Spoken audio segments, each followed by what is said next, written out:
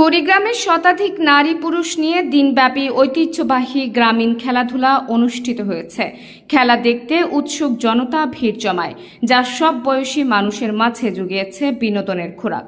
মঙ্গলবার কুড়িগ্রাম সদর উপজেলার বেলগাছা ইউনিয়নের কালে ডাক্তারপাড়া গ্রামে দিনব্যাপী ঐতিহ্যবাহী গ্রামীণ খেলাধুলার আয়োজন করে দুর্বার তারুণ্য বাংলাদেশ ও শহীদ ডাক্তার সফরউদ্দিন স্মৃতি সংঘ।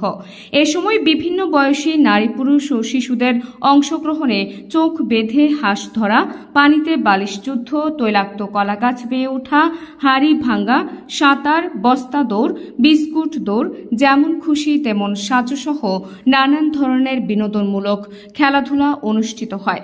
পরে মনোজ্ঞ সাংস্কৃতিক অনুষ্ঠান শেষে খেলায় বিজয়ীদের মাঝে পুরস্কার বিতরণ করা হয়।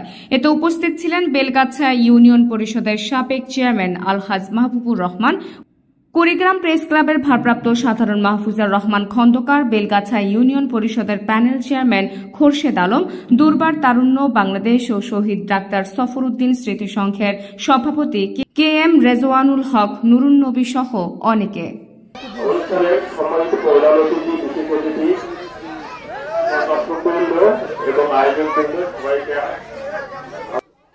আমাকে আমার জীবন তৈরি করতে হবে, আমার জীবনের ভালো কিছু করতে হবে, পাশাপাশি আমার সমাজকে গঠিত করতে হবে।